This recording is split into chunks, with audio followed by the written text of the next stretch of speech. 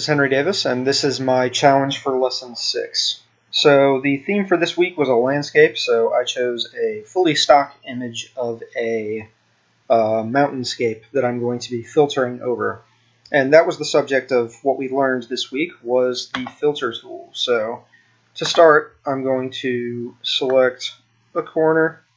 I don't really have to be too precise about that. Why'd you move? There we go. Actually, you know what? I'm going to make that bigger. More exact in the middle. Okay, so the first filter I'm going to use is one of the blurs. I'm going to do a Gaussian blur, which is a very obvious form of blur. You can see it almost immediately. You can make it as deep as you want to if you want it to be super blurred or not as much. I'm going to go about halfway and just say that's alright. Well, where'd my selection go? Oh, it turned into a smart filter. I don't want that. So let's rasterize this first. There we go. Now we're going to go back and filter over this Gaussian blur. And now my selection's still here, and I'm just going to move this down so I have similar dimensions among all of my my blurs or my filters. So the next one we're going to do is a radial blur. And I don't want to do the spin one. I'm going to do the zoom one first. And I'm going to just zoom in a little bit more, and you'll see what this does. It just creates a zoom effect toward the center of the image right there, as you can see. So a cool effect. And then I'm going to do another radial blur also.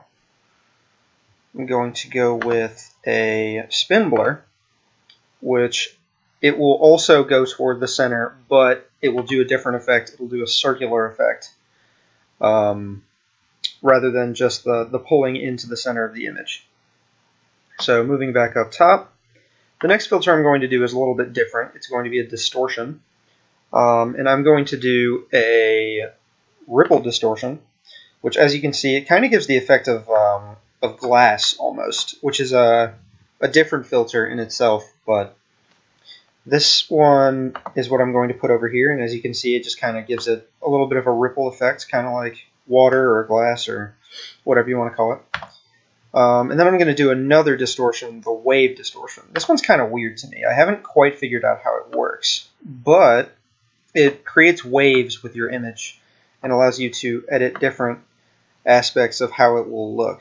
So the amplitude, I don't quite want to be that much. I'll make it halfway. And then quarter way the other way, and then the scaling, I'll move that up a little bit. So as you can see, it makes a wave out of the parts of your image, so it makes the clouds look pretty cool actually. So coming back down here, I'm going to put this on the bottom. I'm going to do another filter, and this one's going to be a rendering of clouds, and actually, before I do this, I'm going to make these clouds green and white. Going to be some weird clouds, but go down here, put in clouds, and it covers up the entirety of that portion of your image with just clouds. So say I wanted to move this up here and make the clouds green and white, this would be a helpful feature in that situation. So finally over here, and I'm now realizing that I didn't quite make my selection boxes big enough, but that's okay. I'm going to go into actually the filter gallery for this one, and I'm going to choose glass. Glass is one of my favorite. Actually, let's go even further. I'm going to choose the ocean ripple one. It makes it look like kind of like a seascape rather than the original ripple one. And there are a bunch of other cool filters, like you can just filter out colors and different textures with what you want to do. But I'm going to stick with ocean ripple for this one. I think it looks cool. So as you can see, that altered the look of all of the trees. And then for this one, I kind of just chose one that I felt was cool.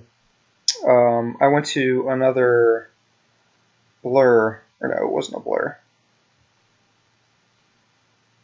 Well, you could sharpen the image, though in this situation I don't think it would really do much because I've already rasterized it. It was a smart image to begin with, and it's pretty high quality, so it wouldn't matter. But here we go. I had a distortion. I wanted a twirl distortion, which, as you can see, it twirls it around the center.